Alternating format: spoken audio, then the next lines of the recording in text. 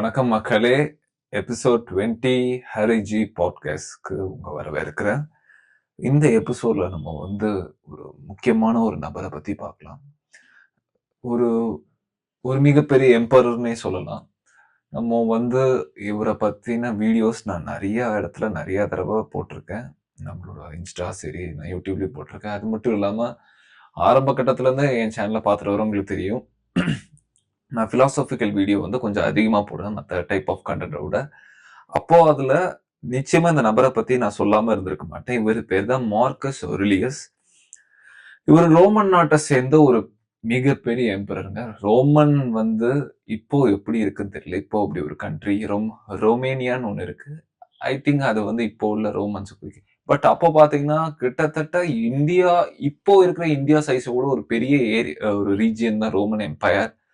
அதை ஒரு டயத்துல ஆட்சி பண்ணதான் ஆர்லியஸ். இது எந்த காலகட்டத்தை நான் சொல்றேன்னா, ஜீசஸ் பிறந்து ஒரு 100-200 வருஷத்துக்கு அந்த இடைப்பட்ட ஆண்டுல தான் இவர் பிறந்து இவரோட ராஜ்யம் அமையுது. பொதுவா இந்த பிலாசபர்னாலே ஒரு வாழ்க்கையில ஒரு குரு மாதிரிங்க. இப்போ உதாரணத்துக்கு நம்ம ஏதாவது ஒரு ஸ்கில் தேவைன்னா ஒரு டீச்சர் கிட்ட போய் நம்ம கத்துக்கிறோம். அவங்க சொல்றதை முக்கியமா எடுத்துக்கிறோம். அதை நான் நோட் பண்றோம், கவனிக்கிறோம், எல்லாம் பண்றோம். எந்த வகையான ஒரு எஜுகேஷனா இருந்தாலும் நம்ம பர்சனலா என்டியூர் பண்ற நம்ம ஸ்கூல் காலேஜஸ் இருந்தாலும் சரி, இல்லை நம்மளே ஒரு இன்ட்ரெஸ்டோட சேர்ற ஏதாவது ஒரு ஸ்கில், இல்லை மியூசிக்கல் இன்ஸ்ட்ருமெண்ட் எதுனாலும் சரி, நம்ம ப்ரொஃபஷனல் எந்த டைப் ஆஃப் ஸ்கில்ஸ்னாலும் அதை கற்றுத்தர ஒரு டீச்சர்ஸ்க்கு நம்ம மரியாதை தரோம். அவங்க சொல்ற ஸ்கில் தான் ரொம்ப முக்கியமான விஷயம் நம்ம நம்புறோம். ஆனா யாரு வாழ்க்கையை பத்தி நம்ம கற்றுத்தராங்கிறத நம்ம யாரும் வழி நடத்தவே மாட்டேங்கும். நம்ம வாழ்க்கையை பத்தி தெரிஞ்சுக்கிறதுக்கு ஆர்வமே பாட மாட்டேங்கும். உங்களுக்கு ராக்கெட் சயின்ஸ், உங்களுக்கு ஒரு டேட்டா சயின்ஸ், மெஷின் லேர்னிங்லாம் தெரிஞ்சுக்கிறது முக்கியம் இல்லைங்க. உங்க வாழ்க்கையை பத்தி நீங்க நிச்சயமா தெரிஞ்சுக்கணும். அதுக்கு ஒரு மாஸ்டர் மாதிரி உதவுறது தான் இந்த பிலாசபர்ஸ். இந்த பிலாசபருங்கிறவங்க உங்க வாழ்க்கையில ஒரு மாஸ்டர்ஸ் மாதிரி. ஸோ இந்த மார்க்கஸ் அரேலியஸ் பத்தி நான் சொல்ற கொஞ்சம் டீப்பா நம்ம இன்னும் போகலாம். இவர் பாத்தீங்கன்னா இவர் வாழ்க்கையில நடந்ததை ஒரு தொகுத்து எழுதியிருப்பாருங்க. அதாவது ஒரு டே டு டே லைஃப், தினமுமே ஒரு ஜேர்னல் மாதிரி அவர் என்ன நடக்குது, அவரோட தாட் ப்ராசஸ் என்ன, வாழ்க்கையில சுத்தி என்ன நடக்குது, ஒவ்வொரு விஷயத்தையும் அவர் அந்த இன்டெலெக்ட், அந்த ஒரு டீப் திங்கிங் பர்சனாலிட்டியா இருந்திருக்காருங்க. எல்லாத்தையும் நோட் பண்ணியிருக்காரு. அதை ஒரு 12 புத்தகங்களா தொகுத்தாங்க. அதை நாளடைவுல அது ஒரே புக்கா மாறிச்சு. அது பேர் தான் மார்க்கஸ் அரேலியஸோட மெடிடேஷன். அந்த புக் மெடிடேஷன்ங்கிறது இங்க ஒரு வேறமான ஒரு மீனிங் உள்ளது நம்மளோட கண்ட்ரிஸ், முக்கியமா சவுத் ஈஸ்ட் ஏசியன். பட் வெஸ்ட்ல இது மார்க்கஸ் அரேலியஸோட புக்கா தான் அவங்களுக்கு தெரியும். ஆக்சுவலி அதுக்கு இவர் ஒரு வேற மீனிங் கொடுத்திருப்பாரு. ஸோ இந்த மெடிடேஷன்ஸ்ல பாத்தீங்கன்னா அவரோட வாழ்க்கையில நடந்த எல்லா விஷயத்தையும், முக்கியமா அவர் அதுல இருந்து என்ன புரிஞ்சுக்கிட்டாருங்கிறத ரொம்ப தெளிவா எழுதியிருப்பாரு. இவர் ஒரு மிகப்பெரிய பொசிஷன்ல இருந்தவங்க. அதாவது இப்போ உள்ள காலகட்டத்துல யோசிச்சு பாருங்க. ஒரு நார்மல் டெமோக்ராட்டிக் கண்ட்ரில இருக்கும். ஒரு டாப், அந்த ஹைராக்கி, பவர் ஆஃப் ஹைராக்கிஸ்ல இருக்க டாப் பீப்புளை பாத்தீங்கன்னா அவங்களுக்கு எவ்வளவு இம்பார்ட்டன்ஸ் கொடுக்குறாங்க தெரியும். இப்போ உதாரணத்துக்கு ஒரு பிஎம் வராங்கன்னா நம்மளோட சிக்னல்ஸ் எல்லாம் பிளாக் பண்றதாகட்டும், அவங்களுக்கு கொடுக்குற ஒரு சலுகைகள், அவங்களுக்கு கொடுக்குற ஒரு வசதி, அவங்களுக்குன்னு பிரைவேட் ஜெட் இருக்கும், அவங்களுக்குன்னு ஒரு ஹண்ட்ரட்ஸ் ஆஃப் ஸ்டாஃப் இருப்பாங்க ஹெல்ப் பண்றதுக்கு. அது மட்டும் மாதிரி செக்யூரிட்டிஸ் ஃபோர்ஸஸ், அவங்க நினைச்ச கண்ட்ரிஸ்க்கு நினைச்ச நேரத்துல போகலாம், அவங்க நினைச்ச டிசிஷன் எடுக்கலாம், லா மேக்கிங் பவர் இவ்வளோ இருக்கு. இத்தனைக்கு இது democratical country and people elect the top leaders. But ஒரு முழுக்க முழுக்க ராஜாக்கள் ஆளுகிற காலகட்டத்துக்கு போய் பாருங்க. அப்போ அந்த ராஜாக்களுக்கு எவ்வளவு பவர் இருக்கும், எந்த அளவுக்கு அவங்க செல்வாக்கு மிக்க நபரா இருப்பாங்க, எந்த அளவுக்கு செல்வ செழிப்பா இருப்பாங்க. இதுக்கு உதாரணம் இப்பயே சொல்லணும்னா ஒரு புருனை, இல்லைன்னா சவுதி அரேபியா, கத்தார், இந்த மாதிரி நாட்டுல இருக்க எம்பரர்ஸ் பாருங்க. இந்த காலகட்டத்துல கூட அந்த எம்பரர்ஸ் எப்படி இருக்காங்க. அதுவும் நான் சொல்றது இப்போ நம்ம 21st செஞ்சுரியில இருக்கும். அந்த காலத்துல எடுத்து பாருங்க, அவங்களுக்கு எந்த அளவுக்கு பவர் வந்திருக்கும்னு. அவங்க நினைச்சா யாரோட வில் அண்ட் விஷ், அவங்களோட வில் அண்ட் விஷுக்கு ஏற்ற மாதிரி யாருனாலும் என்னன்னாலும் அந்த அளவுக்கு ஒரு பவர் இருக்கு. அந்த மாதிரி ஒரு இடத்துல இருந்தவர் தான் மார்க்கஸ் அரேலியஸ். பட் இவர் உண்மையை ரொம்ப புரிஞ்சவங்க. ஆரம்ப கட்டத்துல இவரோட அப்பா அம்மா இறந்ததுக்கு அப்புறம் அவர் தாத்தா கிட்ட தான் வளர்றாரு. அப்போ வளரும் போது இவரே நிறைய இடத்துல சொல்லியிருக்காரு, இவர் தாத்தா தான் இவர் வாழ்க்கையோட உண்மையெல்லாம் சொல்லி கொடுத்தவர், வாழ்க்கையில எப்படி இருக்கணும். அதே மாதிரி நிறைய இந்த ஆரம்ப கட்டத்துல இருக்க இந்த எல்லா உண்மைகளையும் அவர் அப்ப புரிஞ்சுக்கிட்டாருங்க. அது மட்டும் இல்லாம, இவரு ஃபாலோ பண்ண தத்துவம் எல்லாம் என்னது பார்த்தீங்கன்னா, ஸ்டோயிக்ன்னு சொல்லுவாங்க. ஸ்டோயிசிசம்னா அது வந்து ஒரு சிம்பிளான வேர்ட்ல சொல்லணும்னா, உங்களால எது கட்டுப்படுத்த முடியும், எது கட்டுப்படுத்த முடியாதுங்கிறது உங்களுக்கு தெரிஞ்சிருக்கணும். அது மட்டும் இல்லாம, குறிப்பா சொல்லணும்னா நீங்க வந்து ஒரு எமோஷனல் லெஸ் பெர்சனா இருக்கணும். அதாவது உணர்வே இருக்கக்கூடாதுன்னு சொல்லல. ஆனா, உங்க உணர்வுக்கு நீங்க கட்டுப்படாத நபரா இருக்கணும். அது முழுக்க முழுக்க உங்க கட்டுப்பாட்டுல வச்சிருக்கணும். இது வந்து ரொம்ப ஒரு வித்தியாசமா இருக்கும். இதத்தான் வந்து பிலோ ஆஃப் சைட்டியமும் சொல்றாரு. அதுக்கப்புறம் செனக்கா இததான் சொல்றாரு. ஒரு எமோஷனல் பெர்சனா இருக்கணும். அதே மாதிரி ரொம்ப ரொம்ப சிம்பிளான விஷயம். உங்களால எது கட்டுப்படுத்த முடியும்? உங்களால எது கட்டுப்படுத்த முடியாது? What is under your control and what is not? அத நீங்க வந்து ரொம்ப உங்களோட மைண்ட்ல வந்து தெளிவா வச்சுக்கணும்.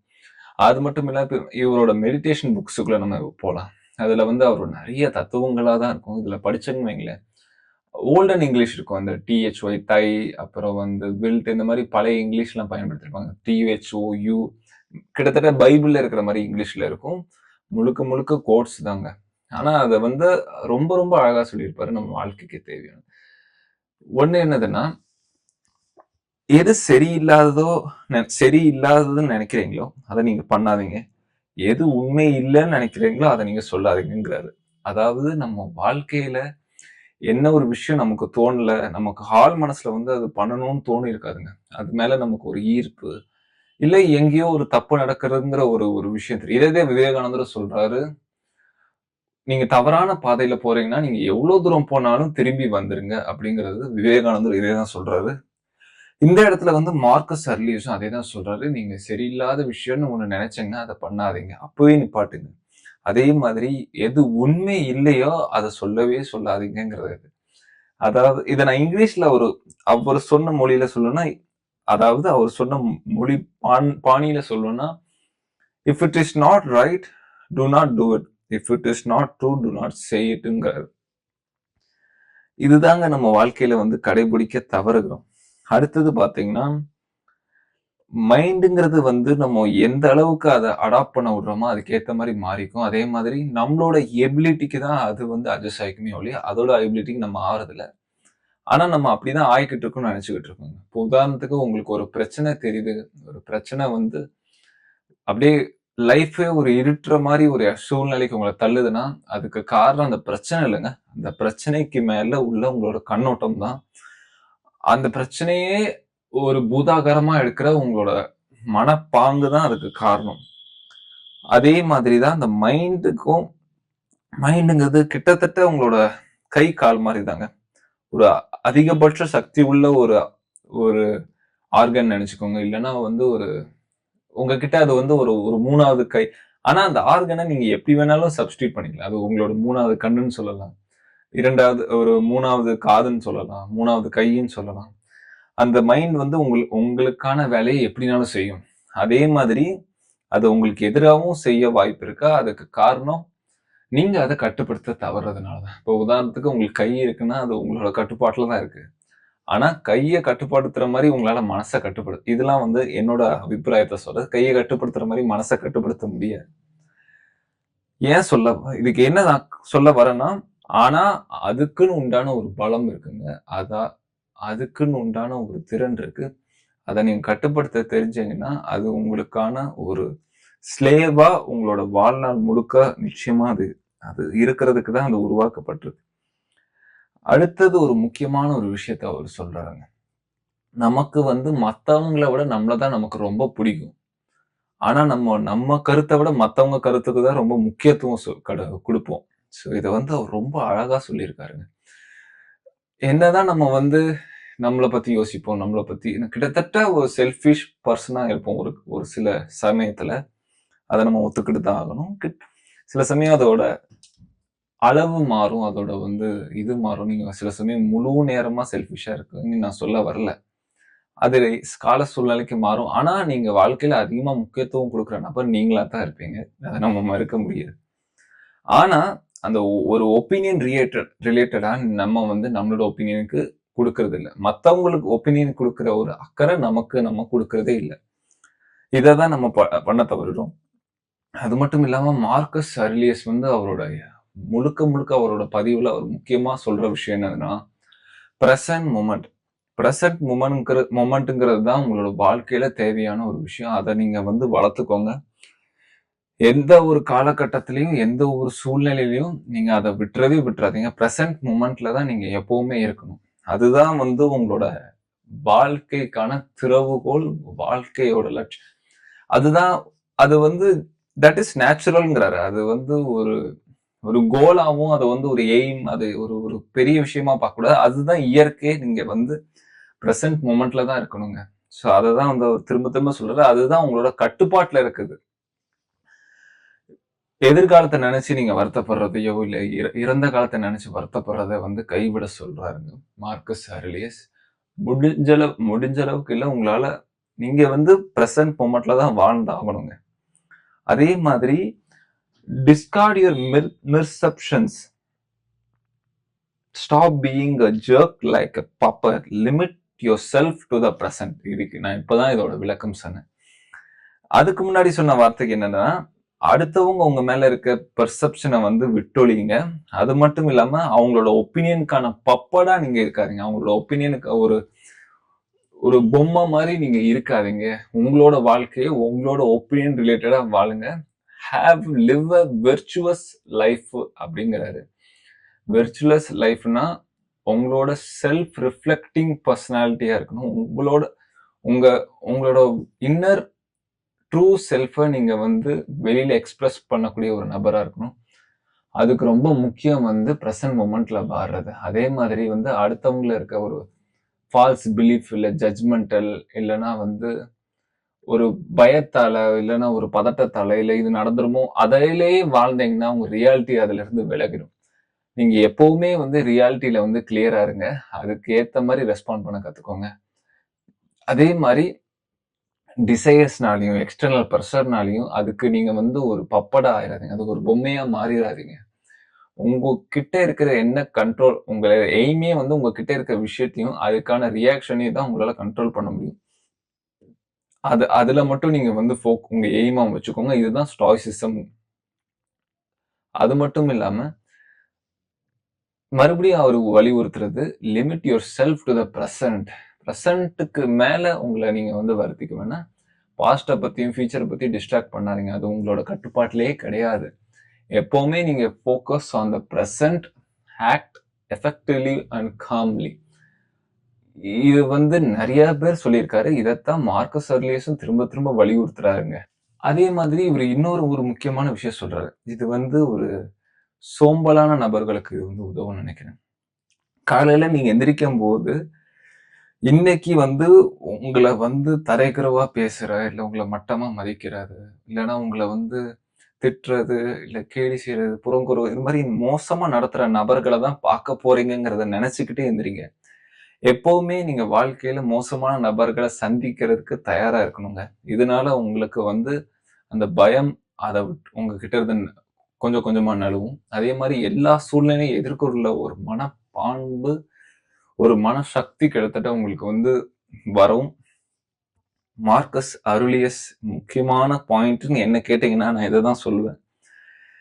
தினமும் காலையில எந்திரிக்கும் போது இந்த மாதிரி மோசமான நபர்களை சந்திக்க போறேன்னு எந்திரிக்கேன். ஏன்னா நீங்க மோசமான ஒரு சினாரியோக்கு உங்களை நீங்க வந்து ட்ரெயின் பண்ணிக்கிட்டீங்கன்னா என்ன மாதிரி ஒரு சிச்சுவேஷன் வந்தாலும் உங்களால சமாளிக்க முடியும். இதுதான் வந்து ஒரு சிம்பிள் லாஜிக். அதை தான் வந்து அவர் சொல்றாரு.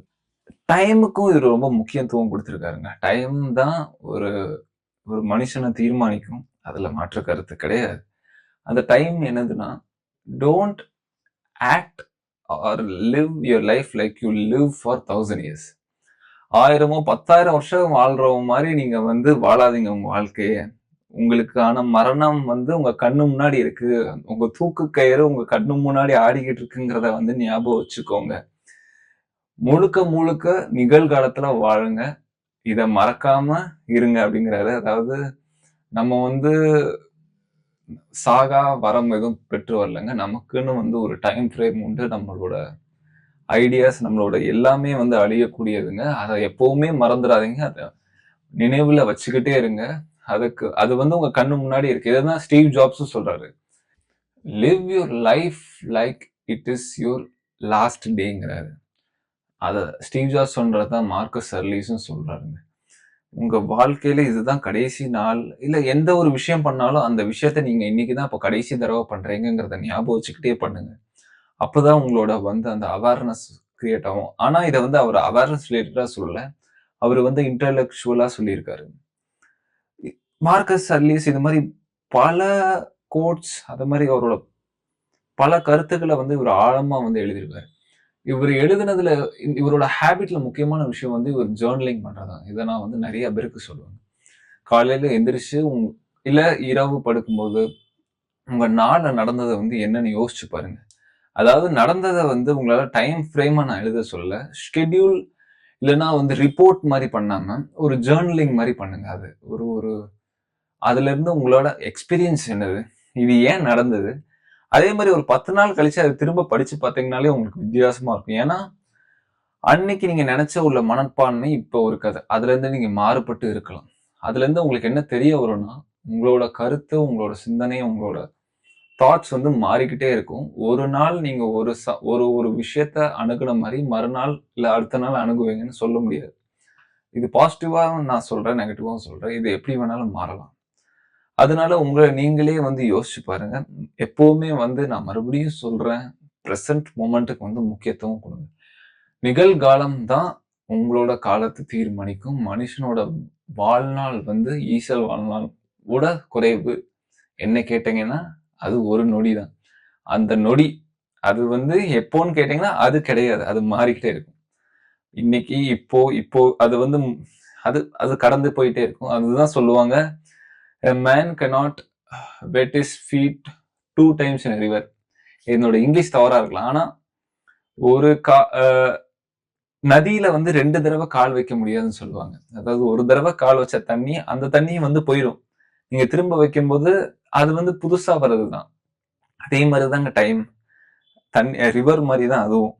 ஸோ இததான் மார்கஸ் அர்லியஸ் அவரோட மெடிடேஷன்ங்கிற அந்த புக்ல வந்து சொல்லியிருக்காரு. ஸோ இந்த வீடியோ உங்களுக்கு பிடிச்சிருந்தா கைஸ் லைக் பண்ணுங்க, ஷேர் பண்ணுங்க. மறக்காம நம்ம சேனல சப்ஸ்கிரைப் பண்ணுங்க. பபாய்.